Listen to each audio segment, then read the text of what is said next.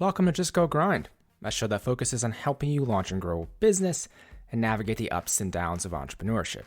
I'm your host, Justin Gordon, and in this episode, we have Lori Shao, founder and CEO of Finli, an innovative fintech company powering neighborhood businesses. In this episode, we talk about why Lori left her 17-year career in banking to start Finli, how that decision went, her decision to also join Techstars, and what her experience was at the accelerator, raising a small seed round of 1.5 million and then a seed extension of $1 million after that, how she has helped small business owners affected by COVID, her experience as a mom, solo founder, and first-time founder while she's been building Finli, understanding what you actually want from a career and how that influenced her decision to start this company and run this company, and then how she's gone about building a team and her unique way of acquiring customers for Finli. All of that and more in this episode. As always, the show notes are at justgogrind.com/podcast, and you can support the show by leaving a rating and review over in Apple Podcasts. This episode is brought to you by Hawk Media, a full-service outsourced CMO based in Santa Monica, California, providing guidance, planning, and execution to grow brands of all sizes, industries, and business models. Hawk Media is recognized by Inc. as one of the fastest growing marketing consultancies, and their collaborative process, a la carte offering, and month-to-month fee structure give clients the flexibility they need to boost digital revenues and marketing ROI. Hawk Media, the company, has serviced over 1,500 brands of all sizes, ranging from startups like Tomorrow Melon, SIO Beauty, and Bottle Keeper to household names like Red Bull, Verizon Wireless, and Alibaba. And also, I had the founder and CEO of Hawk Media, Eric Huberman, on the podcast in episode number 23, if you want to take a listen. And to get a free consultation, head on over to hawkmedia.com and be sure to mention Just Go Grind. Without further ado, here is Lori Shao, founder and CEO of Finli. Lori, welcome to the show. Thank you for having me. Yeah, excited to chat about Finli and your journey with this company. Can you tell people what Finli is for people who aren't familiar? So Finli is an all-in-one platform for small businesses in education and micro entrepreneurs. So think about the daycare centers, the after-school program, the enrichment programs, the karate, art, music, dance. Just because you can play 50 instruments beautifully, it does not mean you can run a successful music school, right? So that's Yeah, precisely where Finli comes in. We take care of everything that is behind the scenes so these small business owners can focus on what they do best.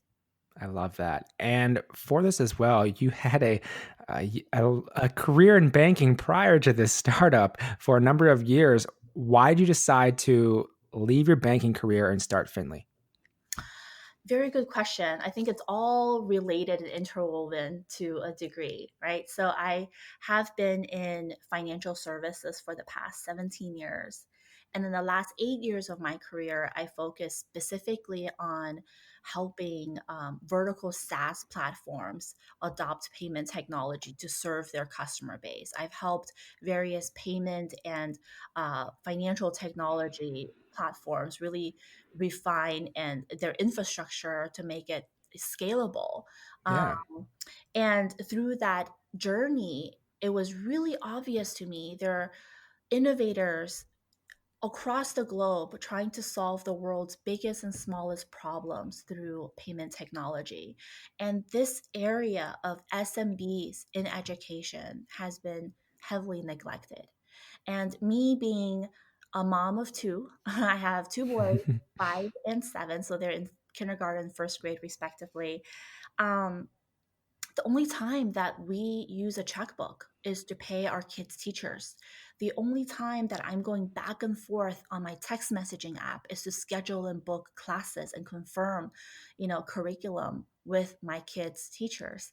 And so I feel like wow, with everything that is advancing around us, right? And especially me being in fintech, I'm like, why is this space so critical to all of our lives, yet still antiquated? And also, I want to just take a few steps back even further.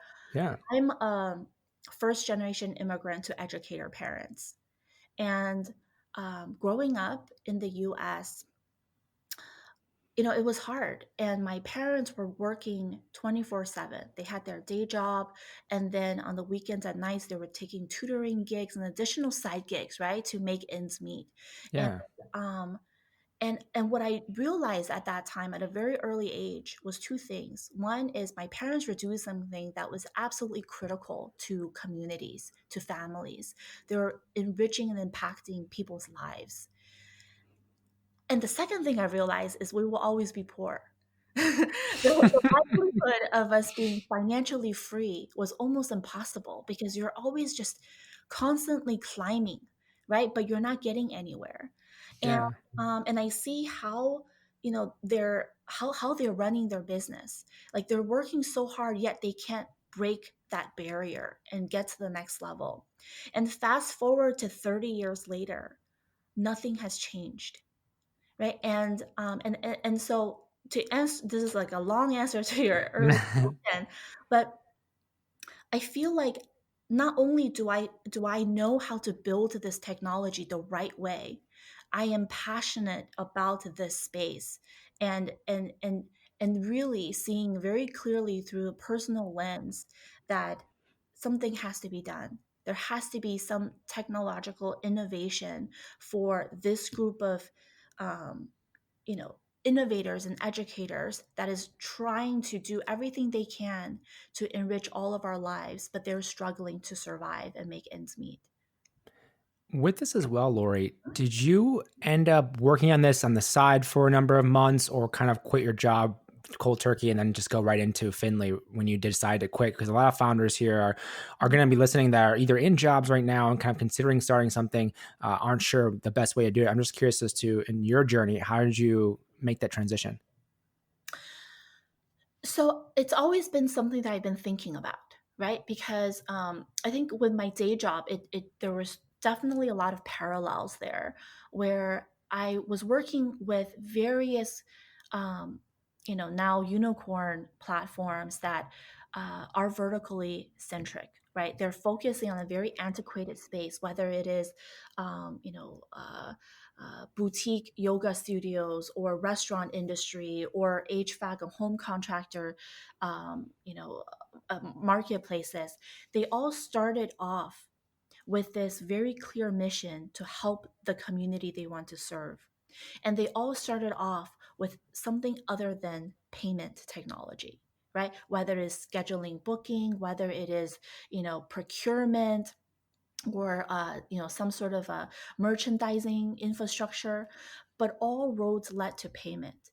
They all at one point, you know, realized in order for them to make the biggest impact to their customer base, they have to innovate on the payment level, on the money level, where it mattered most. So they brought payment in-house, and that's kind of where my job began, right? I go in there and I consult and I help them build out that infrastructure to make sure that their organization has a very clear future state development roadmap that is both scalable and manageable.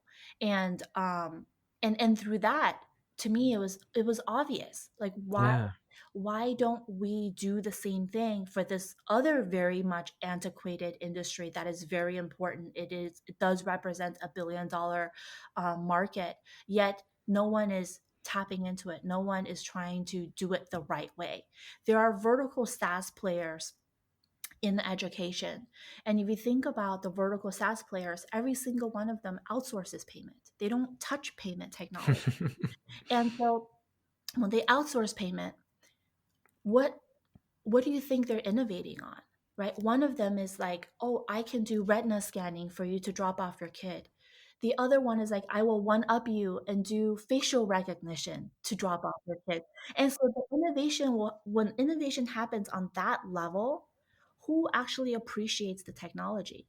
It is the super affluent, nothing against the Beverly Hills or the Manhattan, but it is the private schools there, right? That's like, wow, I want to adopt this technology because this is going to set me apart. I love facial recognition technology to teach your children, right? Yeah. But then what about the rest of America? What about my parents, right? What about the mom and pop tutoring center, with two helpers serving 150 families in Riverside, California?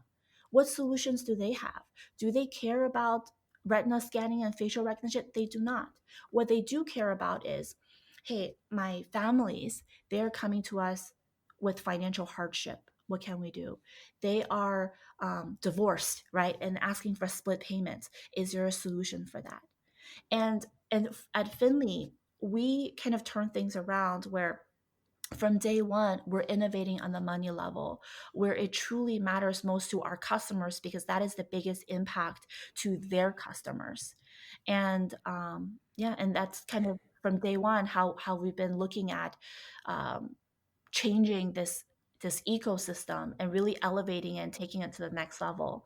Lori, so you had a great understanding of this industry from your work already previously, which makes total sense from like a founder product, founder market fit sense side of things. And you brought the understanding to Finley when you started. I know you went through Techstars, I think grade 110 as well. So when you first quit your job to go through to start Finley, did you know right away that you wanted to go through an accelerator program? I did not, to be honest. I was really struggling with whether or not to partake in the Techstars Accelerator, which was probably one of the best decisions I made since quitting my day job.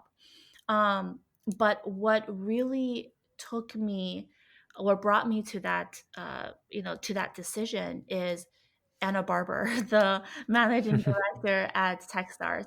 She was so resourceful and helpful even before she became an investor in Finley. And I felt like, wow, are there more people like her out there? People like her out there? And is there a community of people out there that is truly there to help and really believe in your visions and is just trying to do whatever they can to help you pave the right path to scale your own business? And one thing I want to mention is and I alluded to a little bit earlier, I didn't come from wealth. Even though Yeah. I worked with various tech companies, it's not like I know how VCs work. It's not like I fundraised anything before. And that entire world was so foreign to me. And from somebody who is looking at it from the peripheral, from the outside, to break in and to really be connected and be trusted and find people that you can trust that can actually help you from a resource standpoint, like capital injection and other avenues, it was such a it's almost like a dream. It's like a movie, Yeah. that I'm not in. And so that's what Techstars gave me. It provided me a window through which it became a door, right? It was a window before, and then it became a door through Techstars, and I can actually walk in and meet so many amazing people. A few of my really close friends today are actually other Techstar founders in my same cohort. We talk on a weekly basis. There are some that I talk on an almost every other day basis. We bounce ideas off of one another. That peer mentorship and community was so important. And just thinking, while I was in banking working with tech companies, I did deal with C-suite members of various companies. I did talk to the founders and CEOs, but when you are a service provider, it's very different when you're a peer, right? Struggling with the same issues and really mind share behind the scenes on best practices. And they genuinely have this community that want to help one another and lift one another. And that's what I gravitated to. And it's just absolutely amazing.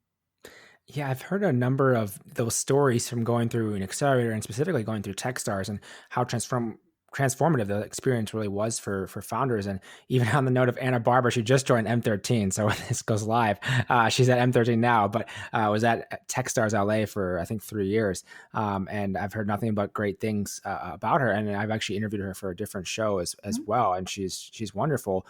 In that Techstars experience, then, so you get into Techstars, you go through that, which seems like it was a phenomenal time. And where did you take the business after that, Lori?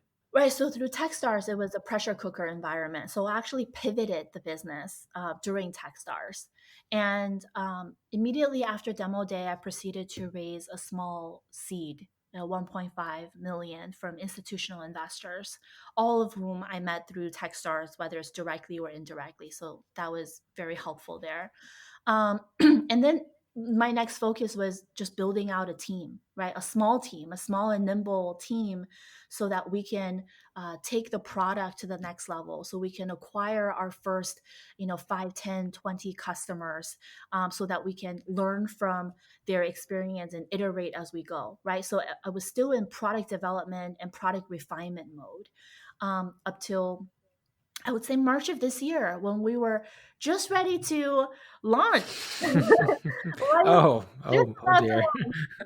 Everything closed, everything shut down. Of course, COVID. That's reason enough to shut everything down.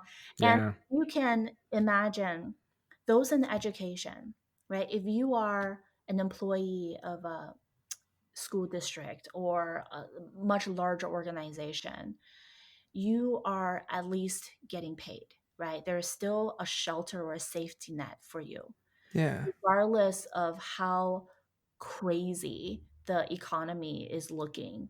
But when you are a small business owner and you have to close down, you have to shut down. When you shut down as a small business owner, it represents you not being able to make rent for your own home, right? It means you not being able to put food on the table for your own family, because our customer base are all owner operators, and it was such a huge negative impact to our customer base. But one thing that was really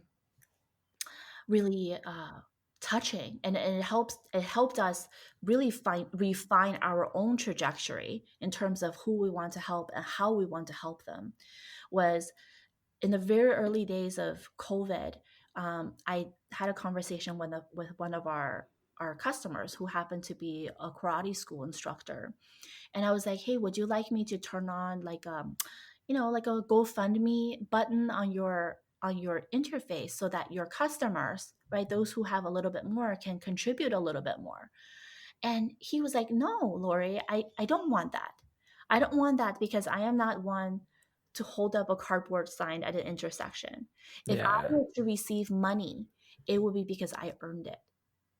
And that just touched me so much on a deep level, because when all hell broke loose and your livelihood has been challenged the way it has, you are still going about your day with this high degree of self-worth, right? Of values, and the vision and the reason why you're doing this from day one and going through all these obstacles and challenges never faltered. And that was so motivating to me, because it is the pulse of small businesses, right? It is exactly what small businesses are. They're resilient, they are powerful, they're impactful, and they will not give up. And so that led me to really think about, okay, forget about the philanthropic side of Yeah. me trying to help the small businesses. How do I help them make money? How do I help them make money? How do I help them grow their business in the toughest time, right? How do I refine and expand our product suite, so that not only do we help them save money and collect tuition, but we help them generate more revenue and reach a wider audience? Because these small businesses, they're not the social media influencers, right? They cannot go on YouTube or IGTV and post a video or a class, because they have, the non-existent million plus followers, and monetize on that. They can't, right? They Yeah. have a mom and pop owner operator who's been in these their brick and mortar for years, and their sense of online or reaching virtually is essentially claiming their Yelp business page and posting a PDF flyer of their services on Facebook groups, right? That is how they have uh, viewed customer acquisition online, Yeah. right? Yeah. And so for Finley, we're like, okay, well, there's plenty we can do for them. So we expanded our model to where we help them grow their business. We help them migrate their traditionally offline classes to online so they can reach the wider audience they need, right? And be able to uh, sell their services, sell their products, and generate additional revenue from anyone, anywhere in the most frictionless way. And that is essentially our product to begin with, but we just accelerated our product roadmap like no other, right? Because our customers are struggling to keep the lights on. And that was motivation enough for us to do what we can to help them get there, to help them keep the lights on. Yeah. Yeah, yeah, COVID has really accelerated the plans for many businesses. I know this is, you just gave an example there. Someone I talked to recently in the show as well, they had plans for a product that was going to launch, I think it was December of this year, moved it up 6 months because of COVID, because of that same type of situation where you need to have the impact and adjust your business to what the times are. And it's such a crazy circumstance with having this global pandemic that everyone has had to navigate. And obviously, there are businesses, especially small businesses, really struggling at this time and needing help in a lot of different ways. And it's great to see what other companies have done to help out and to contribute in that way. One of the things I want to go back to that you mentioned, because this is something that is very difficult, raising capital, specifically because women raise a very much so small percentage of venture capital compared to men.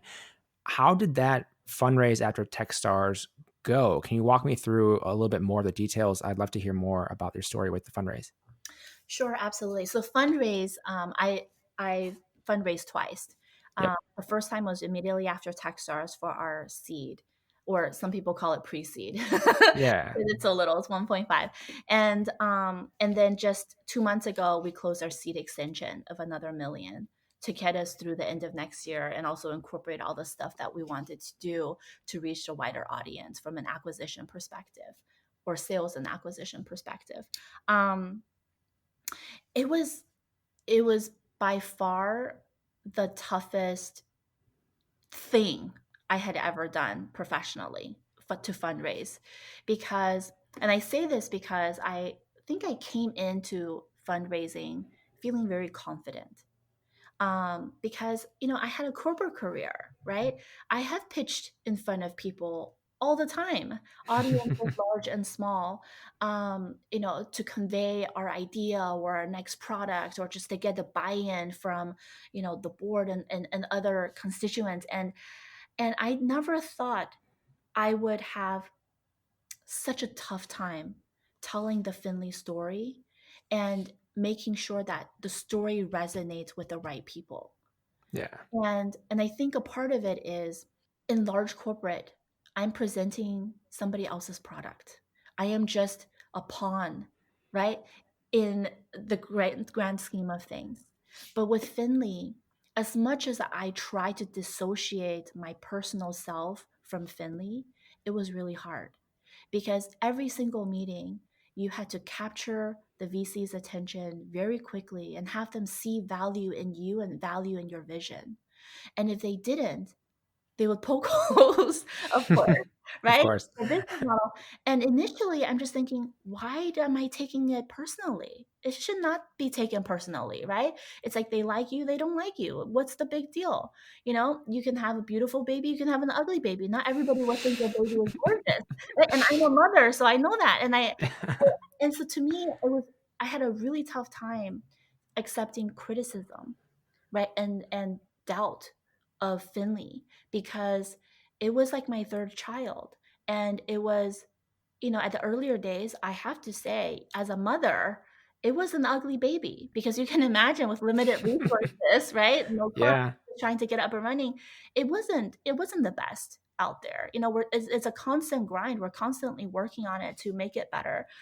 But just to hear the feedback, like, no, I don't see it, or like, I don't understand what you're trying to do, or I don't believe in the vision or in the market, or the business model is flawed. These are all feedback. If I just dissociate myself from Finley, I would have just taken it and be like, great, thank you, let me improve, right? Give me some feedback so I can improve and I'll be better next time.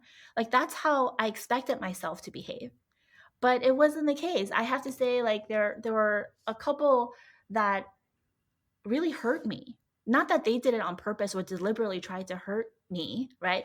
But I was just hurt. I was hurt because it was it was so much pressure. I think it was a combination of, why do they not see the value, right? Yeah. But that also led me to think, am I thinking about it the right way? Did I leave my corporate job or career for the right reason, for the right startup? Am I subjecting my family through this whole ordeal um, in a selfish way or not? Right? Every month that I bootstrapped was money away from my kids' college tuition, right? Fund. It's money out of our family vacation fund. It is sacrifices that not only I'm making, but my family is making with me. I'm not somebody in my early 20s coming from wealth who have this few $1 million to test with, right?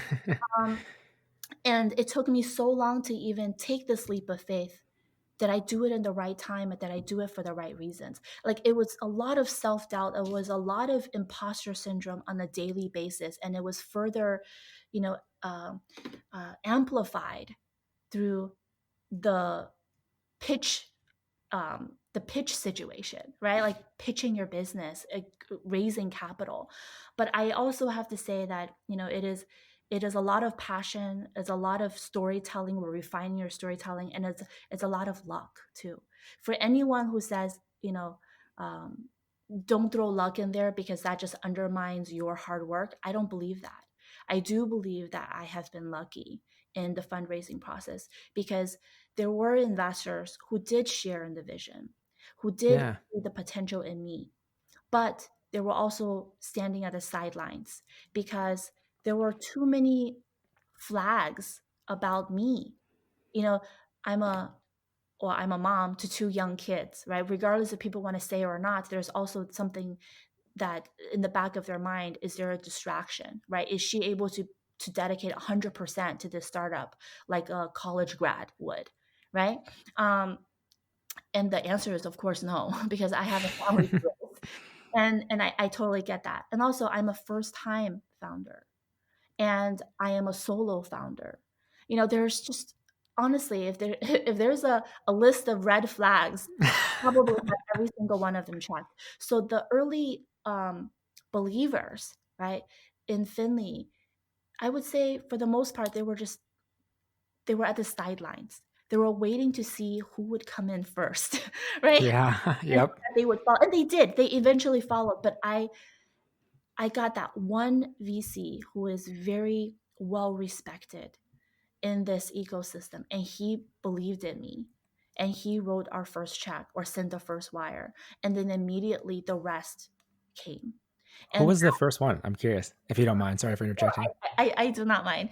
Is actually Ariane from Core Innovation. Nice. Yeah, so they're a fintech fund in LA, and have invested in so many, later stage fintech companies. Their portfolio is amazing. And for him to just sit me down and ask about my upbringing, I asked about my childhood, asked me about my journey and how I got here, and really try to see me for the person and not me, the founder, or me for anything else that is fleeting. That I appreciate a lot. And not to say the other investors on our cap table weren't going to do it, but he just acted very quickly. And I really do believe somebody had to move first for others to follow. And that was him for us. Yeah, and one of the things I just want to mention around that is, I've obviously talked to dozens and dozens of entrepreneurs who have raised capital at this point, and even entrepreneurs who were, multi-time founders who maybe check all the boxes and even, had raised many rounds previously, they still get no's from many investors, So it's like at any level, you're still going to have to go through that. It's challenging regardless. And obviously it takes a level of perseverance and trust and overcoming all of those things. But one thing I want to go back to that you mentioned of how difficult it was going through that process. What were those conversations like with your husband around fundraising while you're going through that, and how did that go? I'm curious because it seems like a tough time. It was a tough time.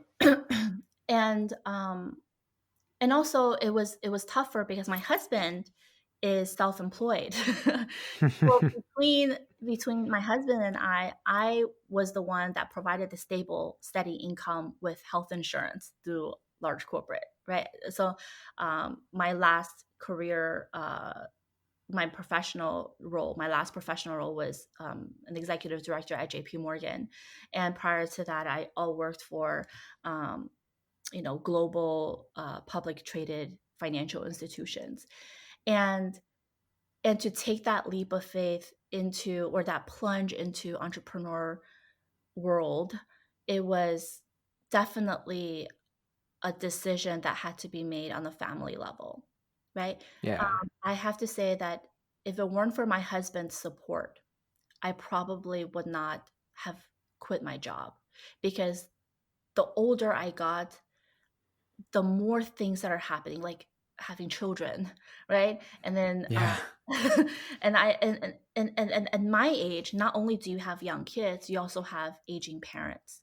And so my mom is physically disabled, and I'm her primary caretaker, and I have been for the past decade. So there's just a lot that you have to put ahead of you and or in front of you before you think about, what do I want in life? What do I want to achieve through my career? What is my career? Or am I just a blended, persona of mom, daughter, wife, and then other roles will come distant, fourth and fifth.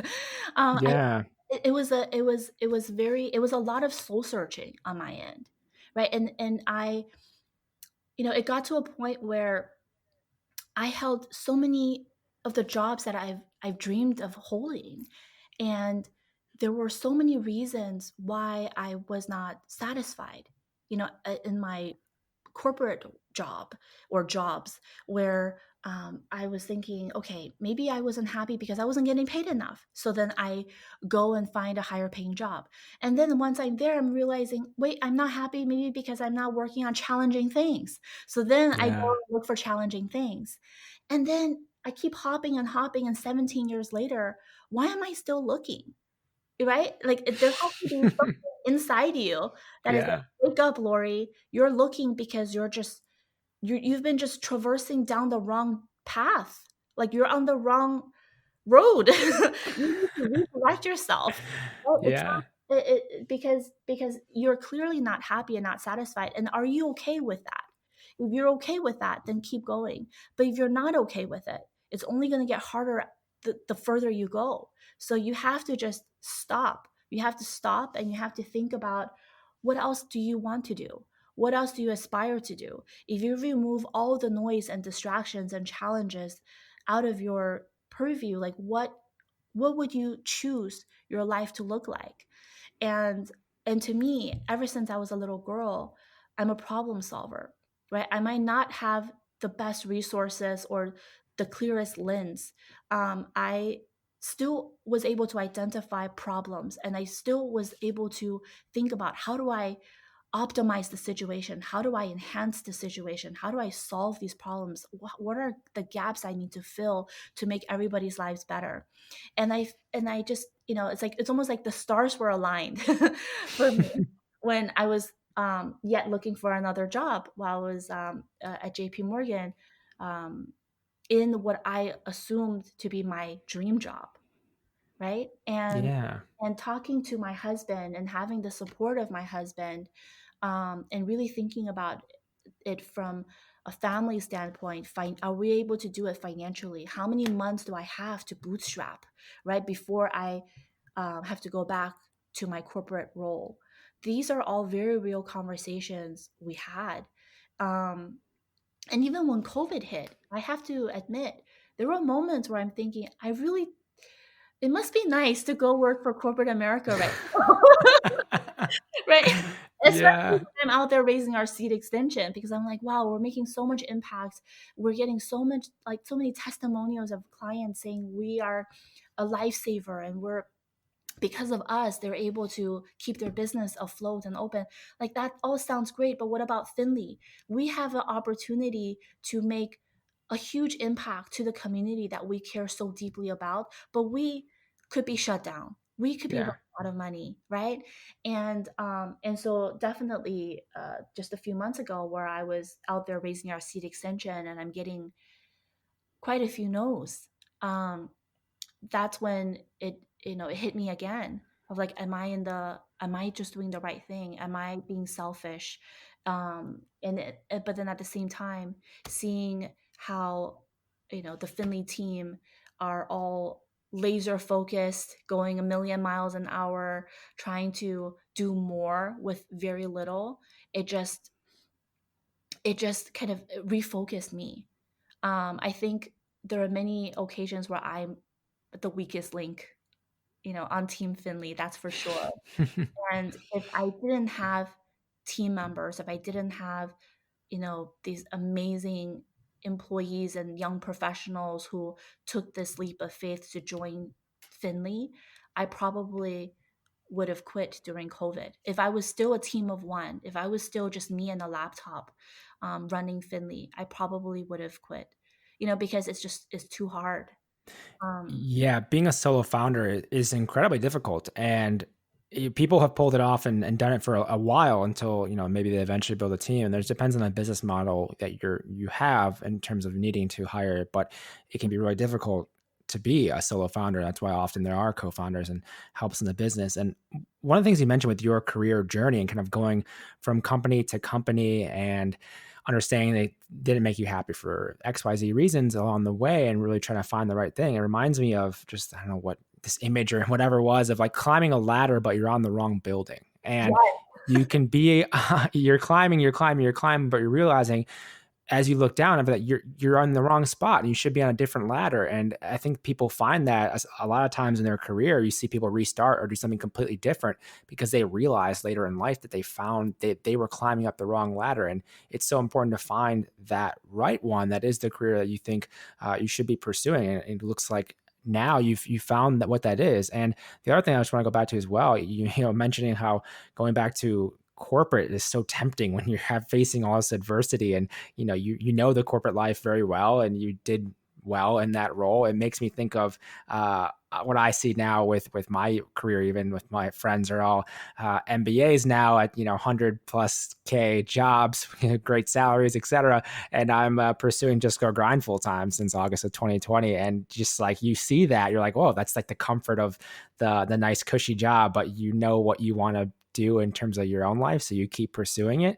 And I love watching and listening and talking to founders who are pursuing it because it is a different life path and it takes a lot of grit and hustle to do, and a lot of courage to even pursue that. So props to you for pursuing that. And one of the things you mentioned too is just around the team.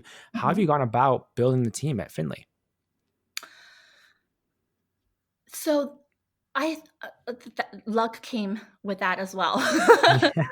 Yeah. So my COO, which is someone who actually keeps our lights on every single day as I'm out there, raising capital for Finley, Jonathan, I've known him for years, and I knew him when I was in another bank, uh, working with fintech companies, and he was in a similar capacity at a fintech company that we were auditing. And so, at first impression, I was just like, wow, this person is so on it. Like he knows what he's talking about, and he is just so resourceful. Like I would love to work with somebody like him. So that's when our relationship actually began. It was through work. And we were sitting pretty much at the opposite end of the side of the table, and that is like the best exposure you can have with somebody that you would bring onto your team, is somebody that you have direct access to and have worked with in a direct or indirect fashion in the past. And that was Jonathan and I. When I left my job at JP Morgan, he was one of the first people I called, for guidance, for advice, because he was working at a fintech startup, and he has startup experience, and really looked at him for guidance, for advice, And he was that type of a confidant friend. And once I was able to raise a little bit capital, he was the first major hire for Finli for us. And after he came on board, we just steadily grew from there on, because we do recognize how important it is to bring on the right folks, right, as the founding team, um, Yeah. whether on the technical side or on the sales side or on the customer success side. And so, we take a long time to identify and to hire, but once they're in, we're family. With that as well, so one thing we haven't talked about, which I definitely want to dig into a bit now, is you obviously have fundraised for this business, growing a team, but a business eventually needs to make money. How have you gone about acquiring customers for Finley? We actually acquire customers in a very unique way. So we are an early stage startup, right? We do not have millions of dollars to spend every month Right. on Facebook campaigns and Google AdWords. And so how do we compete? How do we like break through the noise, right? So one of the things we did was, in an effort to migrate our offline classes to online, right, for all of our customer base, we were able to create this makeshift Finley marketplace almost. And how we did that was, um, you know, we allowed all of the SMBs to Yep. post their classes onto Finley classes, and then we proceeded to go and find customers for them, not through Facebook ads or Google AdWords like the traditional route. Instead, we went through the corporate route. So we spoke to large corporates who want to purchase classes for their employees and or employees' kids, right? And or customers. And so these large corporates, they were looking for a solution to how do I directly impact small businesses and communities in a very meaningful way. And at the same time, with this shelter in place and remote work, working situation, how do I keep my team members engaged and motivated, right? Let's purchase Finley classes. It's a win-win. They purchase Finley classes for their employees to take.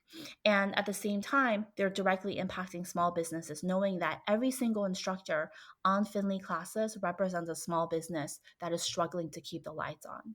And so once we achieve this win-win, we're able to acquire more small businesses to be on our platform, because the alternative is them shutting down, right? We're giving them Yeah. hope. We're giving them an alternative revenue stream and access to an entire market that they otherwise wouldn't have access to. And then on the flip side, we are a team of 10, and we don't have the resources, both in human and also capital, to acquire more customers. But these large corporates, they do, right? These large corporates have thousands, tens of thousands of employees. So then for their employees to go on the Finley platform and see, all the options, or, the direct reflection of what communities look like, whether it is a yoga class, whether it is beatboxing, whether it is Bollywood dance, or Italian. We have pretty much across the board. You can really enrich your life through it.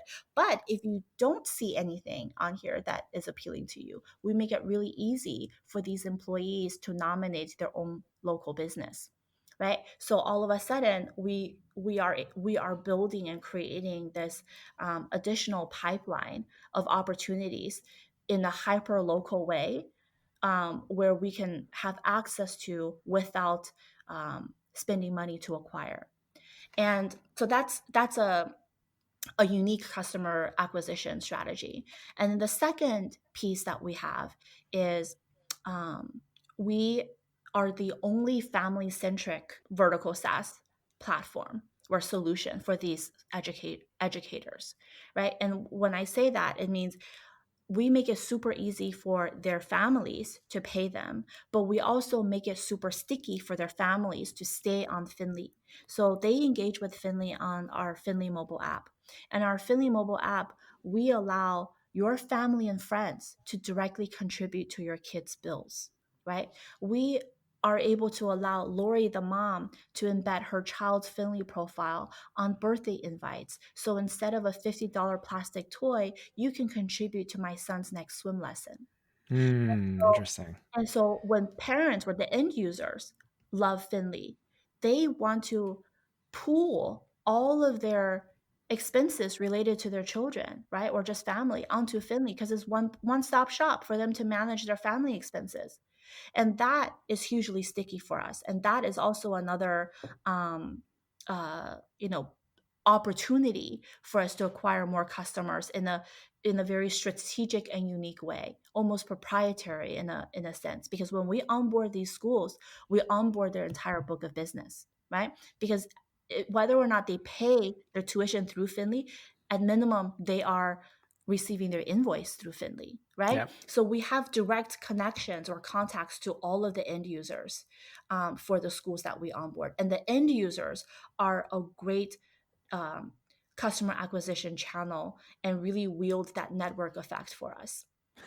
It's fascinating to hear early stage companies, especially how they get creative about the customer acquisition side of things. Because, like you mentioned, when you don't have a multi-million dollar Facebook budget for advertising, you have to be more creative and find ways. And I always love hearing that. So I appreciate you sharing how that's gone for you so far. And one of the last things I'm curious about is just you're a first time founder, solo founder. I know you went through Techstars and got some great mentoring through that, but how do you invest in yourself and any particular books that have been helpful, podcasts you listen to? I'm curious about the learning, kind of investing in yourself side of things, Lori. I love podcasts. I love podcasts. I or just recently, I've been binge listening to The Pitch. Oh yeah. Hmm. And like literally addicted. I love how it's made. How I love the language podcasts where they teach you conversation. Uh, Korean. I'm not Korean, but I'm just always interested in just pitching myself and just getting to the next level and being able to break down barriers and because at the end we're all the same, right? We're the only difference is we speak a different language and we have a different upbringing, but if we can embrace each other for that, then there are many problems could be resolved. And so I just love learning about other people's lives, how they grew up, how what led them to make the decisions that they made. um, so any type of podcast or books, biographies, I just gravitate to. And then recently I adopted a dog. I adopted Oh, and he's congrats. he's a thank you. He's a senior dog and his name is Big Bear. And I never realized how much I can get out of just walking, walking outdoors. And it wasn't until I adopted Big Bear, our white German Shepherd mix, that I've been walking every day. I've been walking with my husband. There was just um, a lot of deep connection that was lacking, since I founded Finley and over Yeah. the years, right? And then to have that moment where you are able to just talk about the day, you're able to just to walk and and enjoy nature and be under sunshine. That's all very helpful to me. Yeah, I feel like that's been a huge thing for me as well particularly during the pandemic situation. I've gone on a walk almost every day, where I never used to go on walks. I guess it's part of being where I'm located in Playa Vista, but also just to your point, being able to think through things and kind of get outside into nature, have some sunshine. I think it was Taylor Neiman from Toucan. He mentioned the same thing. She goes for like a morning walk at 6 and an afternoon walk at 2 to break up the day, and just finds that it gives so much more clarity as you're working through your day. And one of the things one of the last things here I want to ask about is just on that note, you're a mom, you have 2 kids, you have a dog now, obviously the husband and a solo founder. What does your day look like? Take me through managing your time, what a day looks like for you, Lori. Oh, so I wake up around 6, and that is because my children wakes up around 6. So I get them dressed, get them fed, get them ready for school. So for them, they are in the public school system, so it's 100% distance learning. But we were fortunate enough to find a learning center that has opened their doors to take just a handful of kids full days. Nice. Working parents can, can do other things. So just in the morning is all about the children. So once I get the children out of the door, into the center, then my day for Finli starts. It's just meetings, really just to give myself some thinking blocks. That's important. Um, 2 times a day, once in the morning, once in the afternoon, where either I'm walking or meditating or, doing something just completely on my own for myself, whether it is cooking, or just listening to music, where I get to rest my mind, where I get Yeah. to really recharge and be able to think strategically and not be reactive from morning to night. And then, after endless meetings, I also like to participate in customer acquisition. So, and the piece of it, what the part of the customer acquisition I really enjoy is actually the traditional cold calling, because it gives me direct access to the voice of our customer and prospect. I want to hear what they want to talk to me, what how I'm pitching. Is it working? Is it resonating or not? What are some of their pushbacks? What are some of their struggles if they do decide to talk to me and open up? It's just a great um, channel for me to really think about our product and think about our solution, right? To be as close to the customer base as possible. So I actually have blocks. I even have a block for 2 hours right after our conversation today to do some cold calling. So that's also important to me. And then around 5 is when I need to start preparing for dinner, because the children will be home by 6. Um, you know, and then after they get home is family time, right?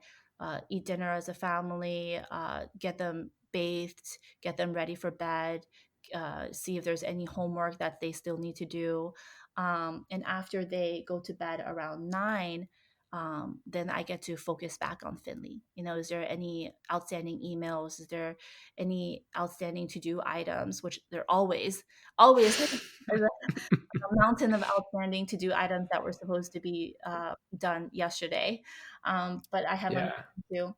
Right. So, and then just work until I get too tired, and then maybe listen to some podcast.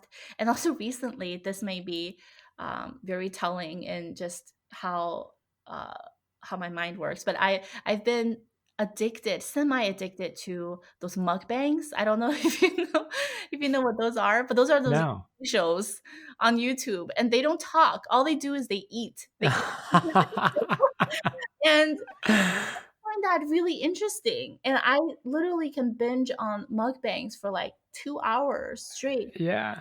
them eat random food. And that's really therapeutic for me for some reason. Um, I'm sure you're not the only one. If they're making videos, that means people are watching. So oh my there's many God, other people. yes, there are some pretty crazy ones. Um, yeah, so that's my day. It's just morning to day. I feel like even though it's super dynamic, every day something new can happen. There's fires to put out here and there. It's still relatively structured, right? It's family time, Yeah. it is work, it is family time, it is work, and then it is my time. Well, I think it's important to have structure, especially in this kind of current environment, which is so work from home flowing. I mean, you need to have some type of structure built in so you can save the day in many ways of getting what you want to get done out of the day and spending time on the things that matter as well, like your family and all of those things. And I found that as well through just people I continue to talk to and how they structure their days. And it's like blocking out certain time frames for the really important things. It matters and helps you fit everything you want at least in as well. And Lori, where can people go to learn more about Finley and connect with you as well? Yes, Finli.com, Finli.com. And Finli, it stands for financial lift. If you I didn't know love that it. already. It it's in our name. It's in our blood. Our mission is as clear as day, where we're focused on financially lifting communities, one small business at a time. Lori, thank you so much for taking the time to come on the show today. Thank you. Thank you so much for listening to this episode of Just Go Grind. If you want to follow along on the socials for all things Just Go Grind and with me as well, you can find Just Go Grind on Instagram and Twitter at Just Go Grind. You can find me on Twitter at JustinGordon212. Find me on Instagram, JustinGordon8. Thank you so much for listening. Have a great day.